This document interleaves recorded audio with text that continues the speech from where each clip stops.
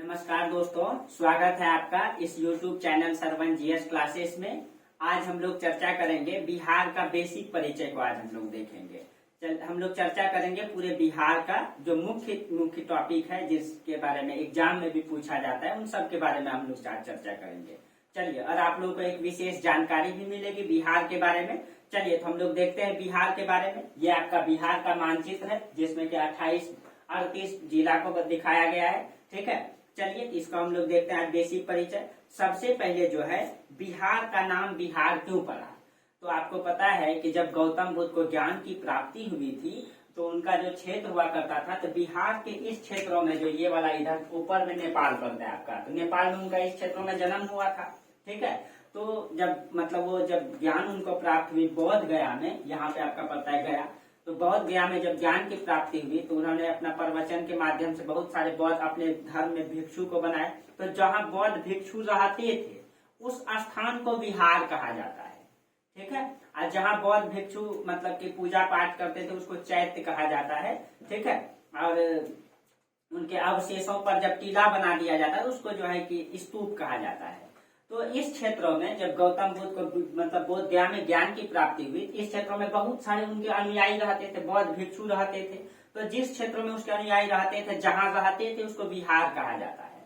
कहा जाता है कि इस बिहार के क्षेत्रों में बहुत सारे बौद्ध भिक्षु रहते थे, उस मतलब कुटिया को बना करके, बिहार को बना करके, इसीलिए इस बिहार का नाम बिहार पड़ा है।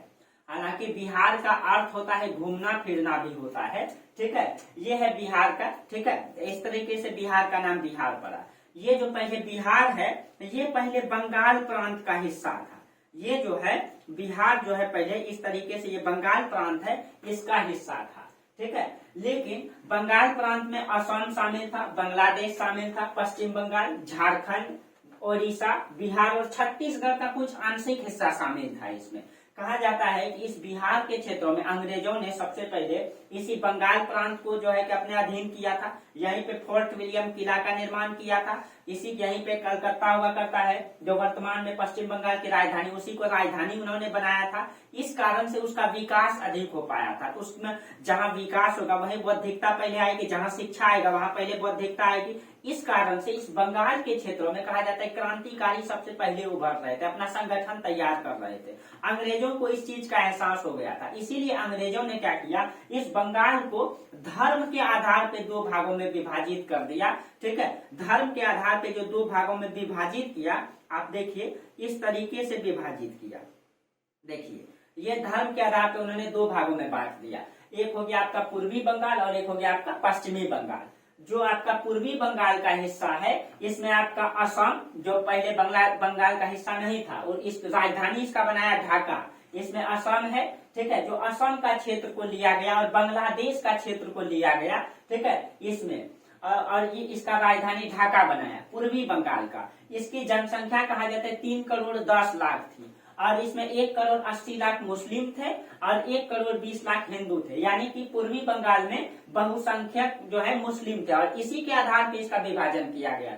जो पश्चिमी बंगाल का इलाका बचा, उसमें वर्तमान का आप देखेंगे पश्चिम बंगाल, झारखंड, उड़ीसा और बिहार का क्षेत्र बचा था। देखिए पश्चिम बंगाल, बिहार प्लस उड़ीसा, राजधानी कलकत्ता को बनाया इन्होंने पश्चिम बंगाल की वर्तमान राजधानी। इसकी जो जनसंख्या थी वो 5 करोड़ 40 लाख थी। ठीक है, 5 करोड़ 40 लाख में 4 करोड़ 20 लाख हिंदू थी, जो इधर मतलब हिंदू बहुल क्षेत्र था। जो पश्चिम बंगाल वाला हिस्सा था यह हिंदू बहुल था, और 90 लाख मतलब मुस्लिम थे जो अल्पसंख्यक थे। इस आधार पे, जनसंख्या के आधार पे इसको विभाजित कर दिया गया। ठीक है, आप इसको देख भी सकते हैं कि इससे पहले ये जब दो भागों में इसको बांटा गया तो इस प्रकार से इसको विभाजित किया गया। इससे पहले जो बंगाल था, इसका जो क्षेत्रफल था आप देख सकते हैं, इसका 1905 में 20 जुलाई को लॉर्ड कर्जन ने बंगाल के 2 टुकड़ों में करने का निर्णय लिया था। ठीक है, और जब बंटवारा किया गया तो अविभाजित बंगाल का क्षेत्रफल जो है 1 करोड़ 89 हजार वर्ग मील था। ठीक है, फ्रांस के बराबर था इसका क्षेत्रफल कहा जाता है, जबकि आबादी यहाँ की 8 करोड़ थी और यहाँ का इनकम जो 113 लाख रुपया था। ठीक है, और इस तरीके से इसका जब बंटवारा कर दिया गया, इस तरीके से बंगाल बन गया।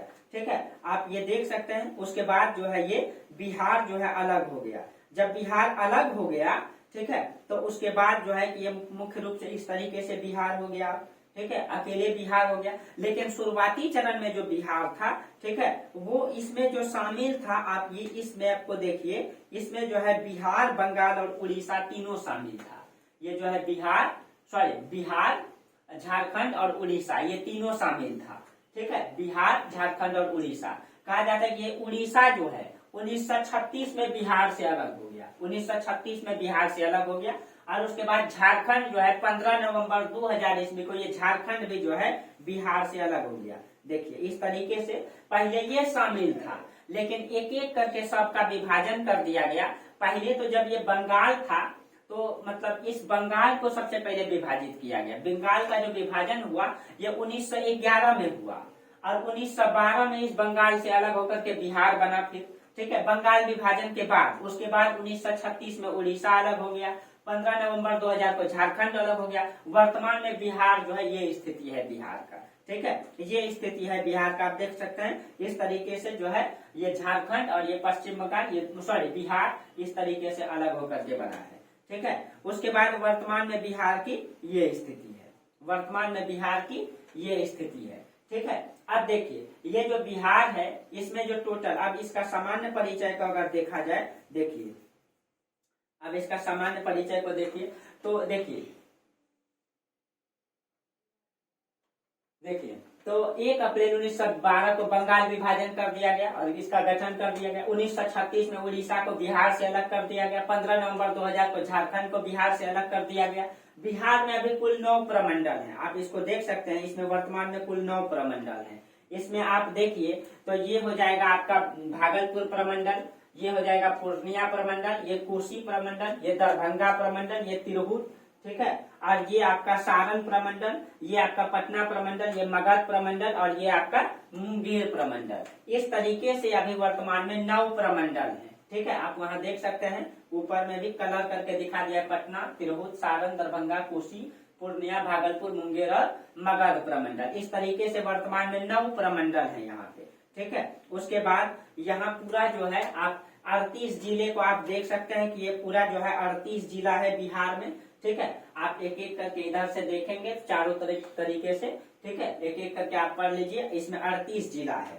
ठीक है। उसके बाद जो है इसमें 38 जिला है। प्रमंडल आप देख लीजिए, इसमें अनुमंडल की संख्या जो है, यहाँ जो अनुमंडल है 101 है और यहाँ जो प्रखंड है 534 है। बिहार में टोटल 534 प्रखंड है। बिहार का जो राज्य के पशु है ये बैल है, ठीक है। बिहार का राज्य के पशु, एक सेकंड दोस्तों, देखिए बिहार का जो राजकीय पशु है वो है बैल, जबकि राजकीय जो पक्षी है वो है गोरैया, जबकि राजकीय जो मछली है वो है मांगूर, ठीक है, ये मांगूर मछली है। जबकि राजकीय जो फूल है ये है गेंदा, ठीक है, ये बिहार का राजकीय। और यहाँ का जो राजकीय वृक्ष है वो है पीपल।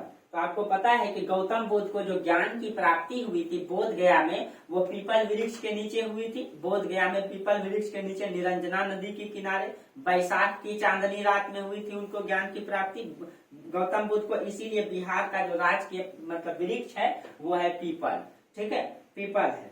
उसके बाद देखिए, उसके बाद जो है आपका बिहार दिवस 22 मार्च को मनाया जाता है नीतीश कुमार के काल से। बिहार का जो राजकीय भाषा है वो हिंदी है और बिहार का दूसरी जो राजकीय भाषा है वो उर्दू है, ठीक है, वो उर्दू है। उसके बाद यहाँ देखिए, यहाँ द्विसदनीय व्यवस्था है। आपको पता है कि लोकसभा की संख्या, सीटों की संख्या यहाँ 40 है, राज्यसभा की 16 है और विधानसभा की 243 है और विधान परिषद की 75 है। जो विधानसभा की व्यवस्था है ये भारत के सभी राज्यों में नहीं है, सिर्फ भारत के 6 राज्यों में वर्तमान में अगर देखा जाए तो वो तेलंगाना में है, महाराष्ट्र में है, उत्तर प्रदेश में है, बिहार में है और एक कर्नाटक में है और एक आपका यूपी में है। ये 6 राज्यों में विधानसभा की व्यवस्था है, ठीक है, वर्तमान में, ठीक है। अब देखिए अगर बिहार का क्षेत्रफल को देखा जाए तो 94,163 वर्ग किलोमीटर पूरा क्षेत्रफल है। बिहार का स्थान जो है 13वां था, अब 12वां हो गया है क्षेत्रफल में, ठीक है। बिहार का क्षेत्रफल भारत के क्षेत्रफल का 2.86% है, ठीक है। अब बिहार का जनसंख्या जो है 2008 के अनुसार 8.6 है, 2011 के अनुसार। क्षेत्रफल की दृष्टि से सबसे बड़ा जिला पश्चिमी चंपारण है और सबसे छोटा जिला शिवहर है, ठीक है।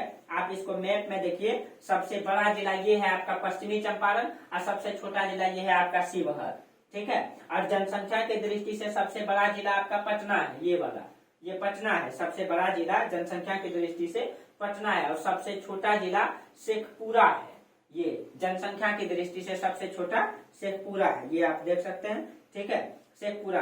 अगर इसका अक्षांश और देशांतरी विस्तार को देखा जाए तो देखिए, इसका जो अक्षांश और देशांतरी विस्तार है, आप इसको समझ पा रहे होंगे। अक्षांश और देशांतरी विस्तार को अगर हम समझाने का प्रयास करें आपको, तो देखिए,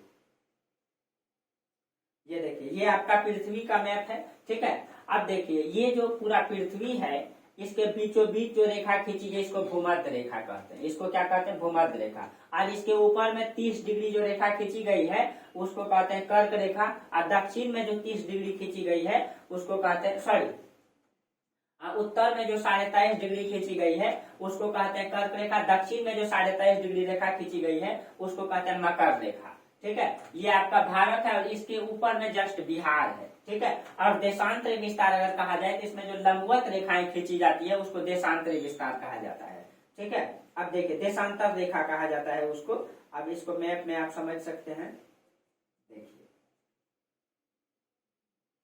अब देखिए, इस तरीके से आप देख सकते हैं कि जो इस प्रकार से रेखा खींची गई, इसको देशांतर रेखा कहा जाता है। और जब ऐसे रेखा खींची जाती है तो उसको अक्षांश रेखा कहा जाता है। तो बिहार का जो अक्षांश और देशांतरी विस्तार है, ठीक है, देखिए, ये जो बिहार का अक्षांश, तो ये जो आपका पूर्वी देशांतरी, सॉरी, पश्चिमी देशांतरी विस्तार है, ये है आपका 83 डिग्री 19 मिनट 50 सेकेंड, ठीक है। और जो आपका पूर्वी देशांतरी है, ये 88 डिग्री 17 मिनट 40 सेकेंड, ठीक है। जो उत्तरी अक्षांश विस्तार है इसका 27 डिग्री 31 मिनट 15 सेकेंड। जो दक्षिणी अक्षांश विस्तार है इसका 24 डिग्री 20 मिनट 10 सेकेंड है, ठीक है। अगर बिहार का मतलब कि पूरब से पश्चिम की ओर मतलब की जो लंबाई है इसकी 483 किलोमीटर, और उत्तर से दक्षिण की ओर जो इसकी लंबाई है, इसकी चौड़ाई, इसको कहते हैं 345 किलोमीटर है, ठीक है। ये आपका बिहार का जो है सामान्य परिचय है, ठीक है, सामान्य परिचय है। आपको बिहार के बारे में और डीप से जानकारी देंगे। जैसे बिहार के बीचों बीच जो नदियां बहती है, ठीक है, बिहार के बीचों बीच नदी बहती है इस तरीके से, ठीक है। अगर आप देखेंगे इस तरीके से बिहार के बीचों बीच नदी बहती है, जो कि बिहार के 12 राज्यों से होकर के गुजरती है। ये बीपीएससी में क्वेश्चन पूछा गया है, ठीक है, बीपीएससी में क्वेश्चन पूछा गया है कि बिहार में जो है नदी, जो गंगा नदी बहती है, ठीक है, वो बिहार के कितने जिलों से बहती है? 12 जिलों से वो प्रवाहित होती है, ठीक है। ये आपका बिहार का बेसिक परिचय रहा, ठीक है। बाकी हम लोग आगे भी चर्चा करेंगे, बिहार के बारे में विशेष जानकारी देंगे, ठीक है। इस वीडियो में हम लोग बिहार के बारे में इतना ही जानेंगे। अगर आप लोग और विशेष जानकारी चाहते हैं बिहार के बारे में, ठीक है, तो आप लोग कमेंट करके जरूर बताएं। हम आप लोगों को बिहार के बारे में विशेष जानकारी देंगे, स्पेशल तरीके से और गहरा तरीके से जानकारी देंगे। अगर आप लोग जानना चाहते हैं बिहार के बारे में, ठीक है, ये मेरा बिहार से संबंधित पहला वीडियो है। अगर आप लोग अगला आगे जानना चाहेंगे तो हम इसके बिहार में एक सीरीज निकालेंगे और इसमें विशेष जानकारी देंगे बिहार के बारे में। और मतलब छोटे छोटे मतलब 10 मिनट 20 मिनट के वीडियो में गहरा जानकारी देंगे आप लोगों को। चलिए, इसमें हम लोग इतना ही चर्चा करते हैं। अगर आप लोग कमेंट करके बताएंगे तो उसमें मिट्टी के बारे में, नदी के बारे में विशेष जानकारी देंगे आप लोगों को। यहीं तक रहने देते हैं आज हम लोग।